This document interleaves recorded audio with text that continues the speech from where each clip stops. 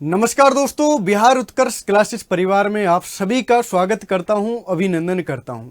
तो कैसे हैं आप सभी लोग? आई होप कि सभी अच्छे होंगे, एकदम मस्त होंगे और सभी की तैयारी बेहतरीन तरीके से चल रही होगी। दोस्तों, आज हम पढ़ने वाले हैं सिंबल यानी कि संकेत। किस संकेत का क्या नाम होता है, इस पर आज डिस्कस करने वाले हैं।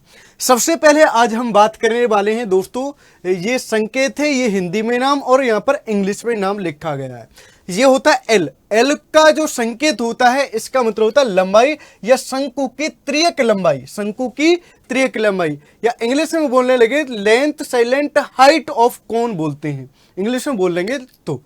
अब बात करने लगे बी। बी का मतलब होता है ब्रेथ यानी कि चौड़ाई। चौड़ाई को क्या बोलते हैं दोस्तों? ब्रेथ बोलते हैं। इसके बाद एच यानी कि ऊंचाई, इंग्लिश में बोलने लगे दोस्तों तो हाइट बोलते हैं। क्या बोलते हैं? हाइट बोलते हैं। इसके बाद यदि बात करने लगे एस। एस का मतलब होता है त्रिभुज का अर्ध परिमाप यानी कि सेमी पैरामीटर ऑफ ट्राइंगल।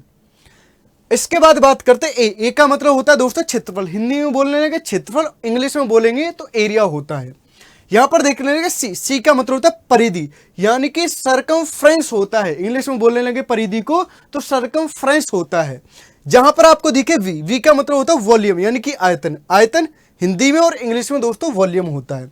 यहां पर देखते हैं ये कोण जो बना होता है, इसको वैसे आप सभी जानते हैं, जब भी इस तरीके से का चिन्ह बन करके आता है तो इसका मतलब होता है कोण, और इंग्लिश में बोलने लगे तो एंगल बोलते हैं। इसको क्या बोलते हैं दोस्तों? एंगल यहां पर बोलते हैं। इसके बाद आगे बात कर लेते हैं जो थोड़े से टफ चिन्ह है, जैसे इस तरीके से बना रहता है, जैसे उल्टा टीके टाइप का रहता है, उसको बोलते हैं दोस्तों लंब यानी कि परपेंडिकुलर बोलते हैं। आगे बात करते हैं जो एल टाइप में बना होता है, इसको बोलते हैं दोस्तों समकोण यानी कि राइट एंगल बोलते हैं। क्या बोलते हैं? राइट एंगल बोलते हैं।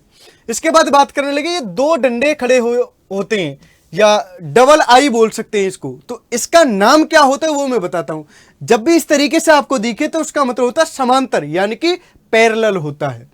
अब बात करने लगे कि डबल तो होता है, इस तरीके से दो डंडे होते हैं और उल्टा एस बना होता है, तो इसको बोलते हैं सर्वांग सम। क्या बोलते हैं दोस्तों? सर्वांग सम। बहुत ज्यादा बच्चों को डाउट होता है, इसको बराबर ही बोलते हैं, है ना। ये होता है सर्वांग सम, और इंग्लिश में बोलने लगे तो कॉन्ग्रेंट होता है।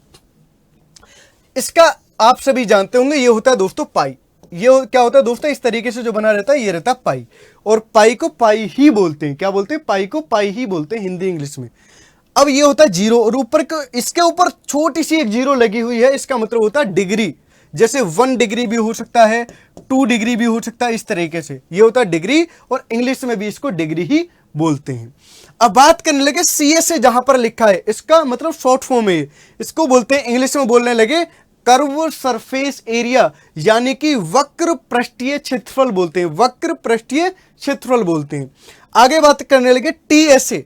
टीएस से जहां भी लिखा हो इसका मतलब टोटल सरफेस एरिया होता है। हिंदी में बोलने लगे तो संपूर्ण पृष्ठीय क्षेत्रफल होता है। क्या होता है दोस्तों? संपूर्ण पृष्ठीय क्षेत्रफल होता है। इसके बाद बात करने लगे, इस तरीके से दो चिन्ह रहते हैं, इसको बराबर नहीं बोलते हैं, इसको बोलते हैं दोस्तों लगभग यानी कि अप्रोक्सीमेट बोलते हैं।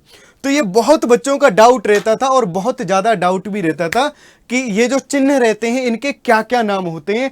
आज ये डाउट आपका बिल्कुल क्लियर कर दिया है। पूरी वीडियो को देखेगा और अपने दोस्तों के पास भी भेजेगा। यदि ऐसे ही आपको शॉर्ट ट्रिक वाली वीडियो और चाहिए, ऐसी ही छोटी छोटी वीडियो चाहिए, तो आप कमेंट करके जरूर बताइएगा। धन्यवाद।